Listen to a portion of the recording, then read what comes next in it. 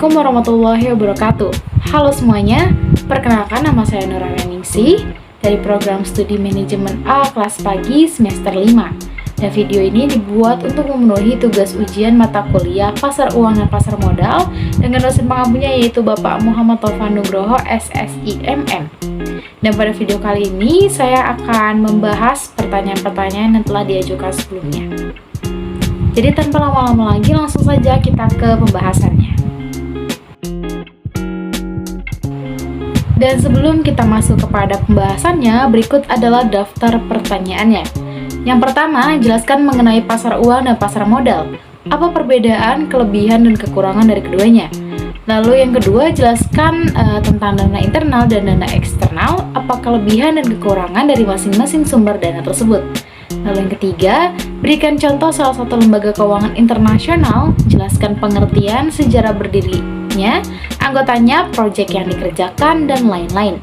Lalu yang keempat, jelaskan mengenai teori signaling dalam struktur modal.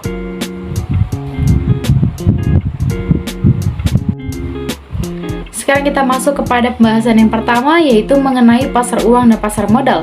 Perbedaannya, kelebihan, dan juga kekurangan dari keduanya. Pasar uang adalah bagian dari sistem keuangan yang berkaitan dengan kegiatan penerbitan dan perdagangan instrumen keuangan atau efek yang bersifat utang dan berjangka waktu tidak lebih dari 1 tahun. Transaksi pinjam-meminjam uang, transaksi derivatif suku bunga, dan transaksi lainnya yang memenuhi karakteristik di pasar uang dalam mata uang rupiah atau valuta asing. Transaksi yang dilakukan di pasar uang sendiri dapat dilakukan secara mandiri atau melalui penghubung orang ketiga atau perantara. Pasar uang hadir untuk memenuhi kebutuhan berbagai pengeluaran atau dana jangka pendek yang harus dipenuhi secepat mungkin. Pasar ini disebut juga dengan pasar kredit jangka pendek. Instrumen pasar uang dapat dikonversikan menjadi uang tunai dengan lebih cepat dan biaya yang relatif rendah juga resiko yang rendah. Nah, sedangkan untuk pasar modal yaitu suatu lembaga keuangan yang mempunyai kegiatan berupa penawaran dan perdagangan efek atau surat berharga. Pasar modal juga merupakan lembaga profesi yang berkaitan dengan transaksi jual beli efek dan perusahaan publik yang berkaitan dengan efek. Dengan demikian, pasar modal ini dikenal sebagai tempat bertemunya penjual dan pembeli modal atau dana. Pasar modal merupakan pasar untuk berbagai instrumen keuangan jangka panjang yang lebih dari setahun yang bisa diperjualbelikan, baik dalam bentuk hutang maupun modal sendiri, baik yang diterbitkan oleh pemerintah, public authority, maupun perusahaan swasta. Selanjutnya kita masuk kepada perbedaan pasar uang dan pasar modal. Yang pertama, berdasarkan motif investasi. Pasar uang. Investor pasar uang ini cenderung lebih memilih posisi yang aman, di mana tujuan mereka membeli aset di money market adalah untuk menjaga kekayaan atau maintaining wealth. Sedangkan pasar modal, investor dari pasar modal ini tujuannya itu untuk memperoleh imbal hasil tinggi atau ingin menambah kekayaan secara terus-menerus atau generating wealth. Nah, untuk berdasarkan jangka waktunya, pasar uang ini digunakan untuk memenuhi kebutuhan dana, modal, ekspansi bisnis, atau mendapatkan dana dengan harapan mendapatkan imbalan bunga dalam jangka waktu yang singkat, biasanya kurang dari 1 tahun. Nah, sedangkan di pasar modal, biasanya ini digunakan investor dan pencari modal untuk mengalokasikan dana dalam jangka waktu yang lebih panjang, biasanya lebih dari 1 tahun. Selanjutnya, berdasarkan produk yang diperdagangkan. Untuk pasar uang, ini memperdagangkan sertifikat Bank Indonesia atau SBI, surat berharga pasar uang atau SBPU, dan sertifikat deposito, dan masih banyak lagi. Lalu untuk pasar modal, ini memperdagangkan seperti saham, obligasi, dan juga reksadana. Selanjutnya, yang keempat, ini berdasarkan mekanisme pasar atau cara kerja. Untuk pasar uang sendiri ini, cara kerjanya ini lebih mudah karena tahapannya pun bisa dibilang lebih singkat, di mana apabila seorang investor menyetujui penawaran emiten sertifikat, maka transaksi bisa langsung dilakukan. Nah, sedangkan untuk pasar modal, cara kerja dari pasar modal ini lebih kompleks, di mana biasanya pihak emiten harus menghubungi lembaga penjamin efek atau underwriter sebelum menerima bantuan dana, dan proses penawaran transaksi saham juga perlu melalui uji kelayakan terlebih dahulu baru bisa dilepaskan untuk dijual pada capital market. Selanjutnya, berdasarkan likuiditasnya. Untuk pasar uang sendiri ini, seorang investor akan mendapatkan hak tagih atau redemption pada perusahaan tempatnya berinvestasi. Sedangkan untuk pasar modal, seorang investor ini akan mendapatkan lot atau lembaran saham sebagai tanda atau bukti kepemilikan oleh perusahaan. Dan untuk berdasarkan resikonya, untuk pasar uang ini tingkat resikonya bisa dibilang lebih rendah karena profitabilitasnya juga cukup pasti dan sangat jelas. Sedangkan di pasar modal, tingkat risikonya ini bisa dibilang lebih tinggi karena profitabilitasnya ini mudah berubah-ubah berdasarkan perkembangan ekonominya. Selanjutnya, yang ketujuh yaitu berdasarkan faktor otoritas. Di pasar uang sendiri, untuk otoritasnya itu diatur oleh Bank Indonesia sebagai bank sentral.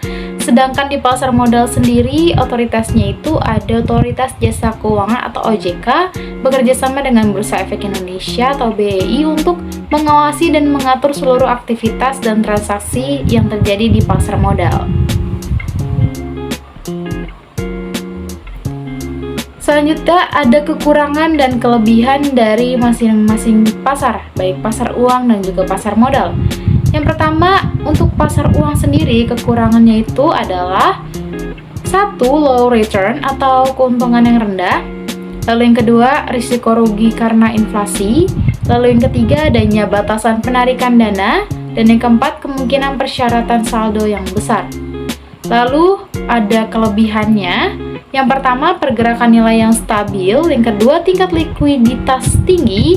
Lalu yang ketiga, kemudahan berinvestasi dari mana saja. Dan yang keempat, resikonya lebih rendah. Selanjutnya, untuk pasar modal, kekurangannya itu yang pertama, belum menyentuh segala lapisan masyarakat. Yang kedua, ketidakstabilan kurs sangat berpengaruh terhadap harga saham. Dan yang ketiga, nilai aset fluktuatif. Dan yang keempat, tidak seluruh investasi berujung manis atau berhasil. Dan untuk kelebihannya sendiri, yang pertama, dapat menjadi sumber pendanaan bagi perusahaan. Yang kedua, indikator perkembangan ekonomi suatu negara. Dan yang ketiga, sarana investasi masyarakat untuk mendapatkan keuntungan. Dan yang keempat, instrumennya lebih beragam. Dan sekarang kita masuk kepada pembahasan yang kedua, yaitu mengenai dana internal dan dana eksternal, mengenai kelebihan dan kekurangan dari masing-masing sumber dana tersebut. Dan berikut ini adalah pengertian dari masing-masing sumber dana. Untuk dana internal, yaitu modal yang berasal dari sumber internal, modal atau dana yang dibentuk atau dihasilkan sendiri di dalam perusahaan. Sumber pendanaan internal ini biasanya adalah laba ditahan atau retained earnings, penyusutan atau depresi, saham pemilik, dan penjualan aset perusahaan. Sedangkan untuk dana eksternal yaitu dana yang berasal dari luar perusahaan. Artinya, dana-dana tersebut tidak diperoleh dari kegiatan operasi perusahaan, melainkan diperoleh dari pihak-pihak lain di luar perusahaan. Nah, pendanaan eksternal ini berasal dari sumber dana jangka pendek, kredit dagang, kredit bank, surat-surat berharga, dan juga sumber dana jangka panjang seperti pinjaman obligasi. Selanjutnya ada kelebihan dan kekurangan dari dana internal. Yang pertama, untuk kelebihannya yaitu perusahaan dapat memiliki kontrol penuh terhadap pengembalian atau pembayaran dana. Dan yang kedua, itu mengurangi total biaya sebagian besar proyek. Yang ketiga, meningkatkan proses perencanaan. Yang keempat, meningkatkan nilai perusahaan secara keseluruhan. Yang kelima, membatasi pengaruh eksternal terhadap perusahaan. Yang keenam, tidak memerlukan pengeluaran saham tambahan. Dan yang ketujuh, tidak ada biaya bunga maupun biaya administrasi. Selanjutnya ada kekurangan dari dana internal. Yang pertama, dapat berdampak negatif pada anggaran operasional. Yang kedua, membutuhkan perkiraan yang akurat. Yang ketiga, memungkinkan memiliki lebih sedikit manfaat pajak bagi organisasi. Yang keempat, membutuhkan waktu lebih lama untuk menyelesaikan proyek. Yang kelima, meningkatkan resiko kebangkrutan untuk beberapa perusahaan. Dan yang keenam, terbatasnya modal pendanaan yang didapat. Sedangkan untuk kelebihan serta kekurangan dana eksternal, yang pertama untuk kelebihannya, perusahaan dapat menghemat sumber pendanaan internal. Yang kedua, jumlah yang diberikan dari pendanaan eksternal lebih besar. Dan yang ketiga, memberikan akses yang lebih luas kepada perusahaan ke berbagai solusi keuangan bisnis. Dan yang keempat, memungkinkan mereka membiayai proyek pertumbuhan yang tidak dapat dibiayai sendiri oleh perusahaan. Dan untuk kekurangan dana eksternal, yang pertama, perusahaan akan kehilangan sebagian independensinya karena adanya campur tangan dari pihak luar terhadap perusahaan tersebut. Lalu yang kedua, menambahkan kewajiban finansial perusahaan. Yang ketiga, adanya bunga pada saat pengembalian. Yang keempat, memerlukan banyak waktu dan sumber daya untuk mengidentifikasi sumber pendanaan potensial dan menyiapkan rencana bisnis yang baik. Dan sekarang kita masuk kepada pembahasan yang ketiga, yaitu mengenai contoh salah satu lembaga keuangan internasional, pengertian juga sejarahnya, serta anggotanya dan proyek-proyek yang dikerjakan dan pembahasan lainnya. Dan di sini saya mengambil salah satu contoh dari lembaga keuangan internasional, yaitu New Development Bank atau NDB. Nah, NDB atau New Development Bank ini sebelumnya bernama BRICS Development Bank, yang merupakan bank pembangunan multilateral yang dimaksudkan untuk beroperasi di negara-negara BRICS atau singkatan dari Brasil, Rusia, India, China, dan South Africa, sebagai alternatif dari Bank Dunia dan Dana Moneter Internasional dengan tujuan memobilisasi sumber daya untuk proyek infrastruktur dan pembangunan berkelanjutan di pasar negara berkembang dan negara berkembang atau Emerging Market and Developing Countries atau EMDC. Bank BRICS secara resmi ini dikenal sebagai New Development Bank atau NDB dan didirikan pada tahun 2014. Bank ini berkantor pusat di Shanghai, Tiongkok, dengan kantor regionalnya ini di South Africa dan Brasil. Tuan Kavi Kamat dari India adalah presiden pertama dari NDB ini. Dan Bapak Marcos Prado Trojo dari Brasil merupakan presiden NDB untuk saat ini. Nah, sekarang kita masuk kepada sejarah dari New Development Bank. Pada tahun 2012, pembentukan Development Bank telah dipertimbangkan oleh para pemimpin BRICS. Dan pada tahun 2013, para pemimpin BRICS ini menyetujui kelayakan pembentukan NDB. Dan 2014, perjanjian pembentukan NDB ditandatangani pada pertemuan puncak BRICS ke-6 di Fortaleza oleh para pemimpin. Di tahun 2015, rapat perdana Dewan Gubernur NDB dilaksanakan pada tanggal 7 Juli 2015 dan Tuan Kavi Kamat diangkat sebagai presiden pertama. Pada tahun 2016, NDB ini menerima angsuran pertama disetor dari 5 negara anggota pendirinya dan NDB pun mulai beroperasi secara penuh. Di tahun 2017, strategi umum NDB untuk tahun 2017 sampai 2021 telah disetujui oleh Dewan Gubernur. NDB membuka kantor regional pertamanya yakni di Africa Regional Center di Johannesburg. Dan pada tahun 2018, NDB menerima peringkat kredit AA+ dari Fitch dan S&P yang memperkuat aksesnya ke pasar keuangan global. Dan pada tahun 2019, American Regional Office atau ARO, NDB di São Paulo dengan subkantor di Brasilia didirikan. Selain pendanaan USD, NDB juga menyetujui pinjaman dalam mata uang Euro, Yuan, Rand, dan Swiss franc. Dan pada tahun 2020, NDB mengalokasikan total 10 miliar US dollar sebagai respons terhadap pandemi COVID-19, mendukung tindakan segera dan pemulihan ekonomi negara-negara anggotanya. Tuan Marco Prado Trojo terpilih sebagai presiden NDB dan NDB mendirikan Eurasia Regional Center atau ERC di Moskow. Selanjutnya, di tahun 2021, NDB mengakui Bangladesh, Mesir, dan Uni Emirat Arab, dan juga Uruguay sebagai negara anggota baru. dan NDB pindah kantor pusat permanennya di Shanghai. Dan pada tahun 2022, India Regional Office di Gujarat International Finance Tech City didirikan. Strategi umum NDB untuk tahun 2022 sampai dengan 2026 telah disetujui oleh Dewan Gubernur. Lalu, apa tujuan dari didirikannya New Development Bank ini? New Development Bank ini mendanai proyek-proyek dan berinovasi dalam solusi-solusi yang disesuaikan untuk membantu membangun masa depan yang lebih inklusif, berketahanan, dan berkelanjutan bagi bumi. DNDB ini memiliki komitmen yang kuat terhadap keberlanjutan dan dampak pembangunan sejalan dengan tujuan pembangunan berkelanjutan.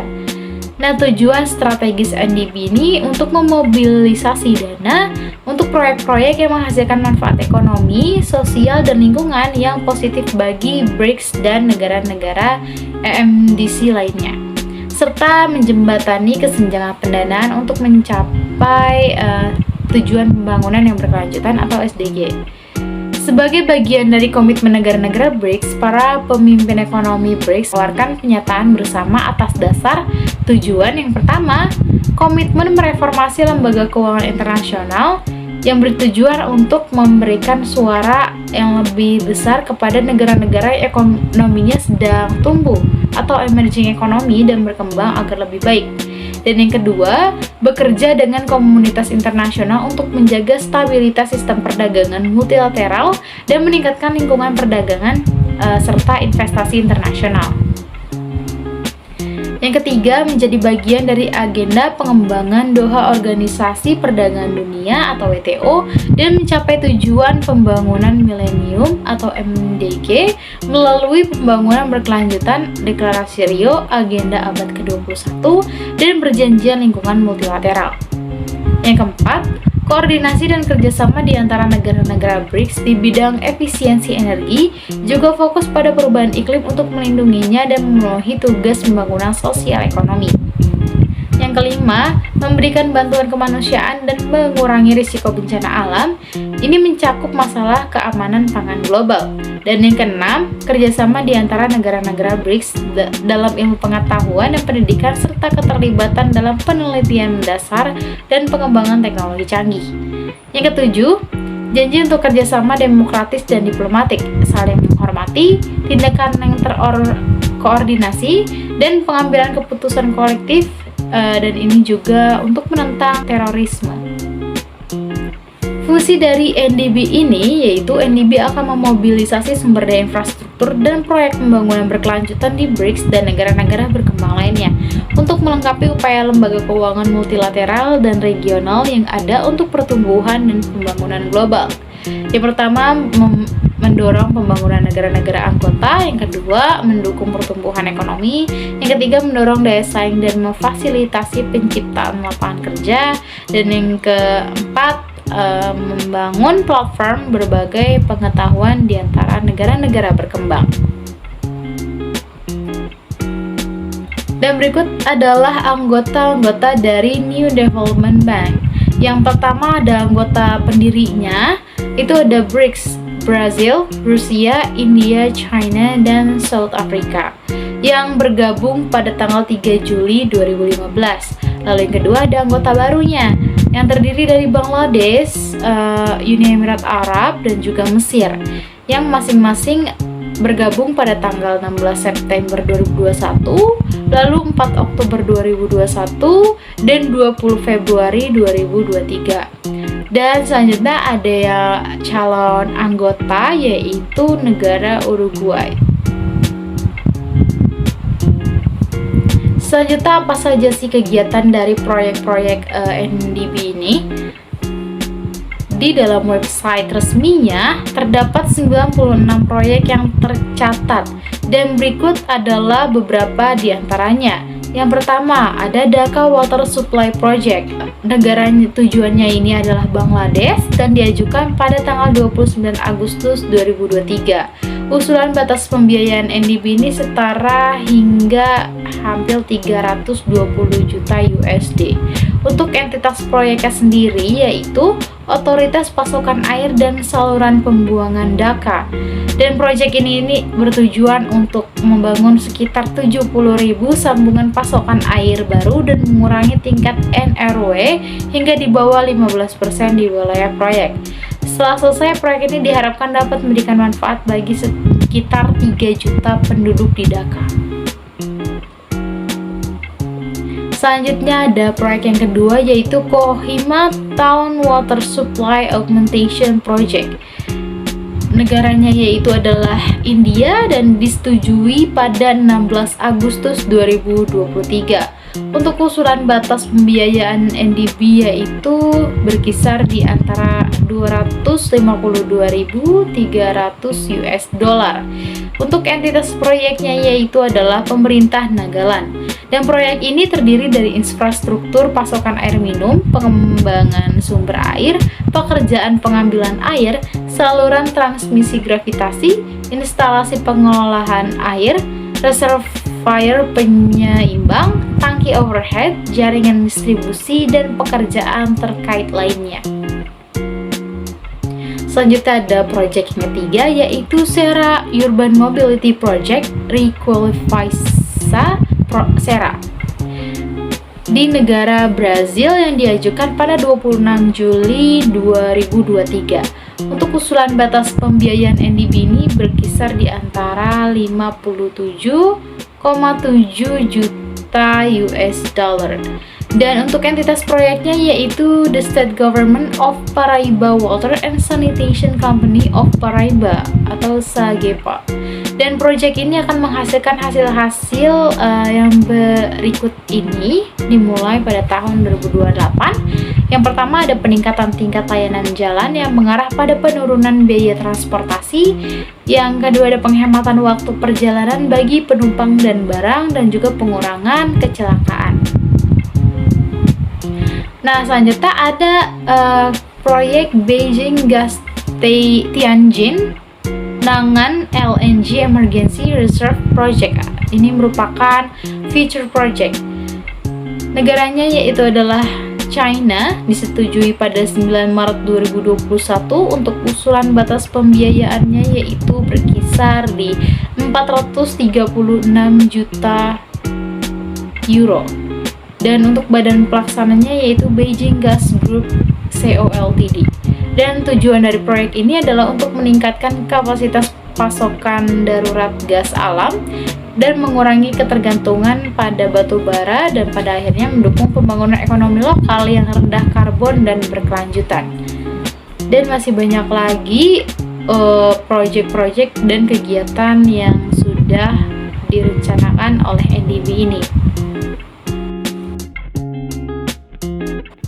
Dan sekarang kita masuk kepada pembahasan yang terakhir, yaitu mengenai teori signaling dalam struktur modal. Teori sinyal atau signaling teori merupakan suatu tanda atau sinyal informasi yang dibutuhkan oleh investor maupun calon investor untuk menentukan dan mempertimbangkan apakah investor akan menanamkan modalnya atau tidak pada perusahaan tersebut. Teori ini memberikan gambaran bahwa sinyal atau isyarat merupakan suatu tindakan yang diambil manajemen perusahaan yang memberi petunjuk bagi investor tentang bagaimana manajemen memandang prospek perusahaan. Teori ini mengungkapkan bahwa investor dapat membedakan antara perusahaan yang memiliki nilai tinggi dengan perusahaan yang memiliki nilai rendah. Informasi dapat mempengaruhi pengambilan keputusan investasi para investor. Kualitas informasi dalam laporan keuangan dapat dinilai dari berbagai sudut pandang, yaitu keakuratan, relevan, kelengkapan informasi, dan ketepatan waktu. Teori sinyal menjelaskan terkait bagaimana seharusnya suatu perusahaan memberikan sinyal yang berguna bagi para pengguna laporan keuangan. Sinyal yang diberikan perusahaan berupa informasi seperti laporan keuangan tahunan perusahaan terkait upaya manajemen dalam mengelola perusahaan untuk memperoleh keuntungan yang semaksimal mungkin. Sinyal dapat berupa informasi yang menyatakan bahwa perusahaan A lebih baik daripada perusahaan B atau perusahaan lainnya. Sinyal juga dapat berupa informasi yang dapat dipercaya terkait gambaran atau prospek perusahaan di masa yang akan datang. Teori sinyal dapat menjelaskan hubungan antara pengungkapan Corporate Social Responsibility atau CSR sebagai sinyal agar dapat menarik investor yang sudah ada dan atau investor potensial untuk dapat meningkatkan reputasi positif dan nilai perusahaan. Struktur modal yang berhubungan dengan penggunaan utang merupakan sinyal bagi investor bahwa kinerja perusahaan dan prospek perusahaan di masa mendatang akan menguntungkan. Investor akan mengharapkan perusahaan dengan prospek yang menguntungkan untuk menghindari penjualan saham dan memilih untuk menghimpun modal baru dengan menggunakan utang. Ketika struktur modal perusahaan terdiri dari utang yang sangat tinggi, maka investor dapat mengetahui bagaimana kondisi suatu perusahaan, sehingga investor dapat mengambil keputusan untuk melakukan atau tidaknya suatu investasi. Dan berikut adalah daftar pustaka atau sumber-sumber yang digunakan pada pembahasan kali ini.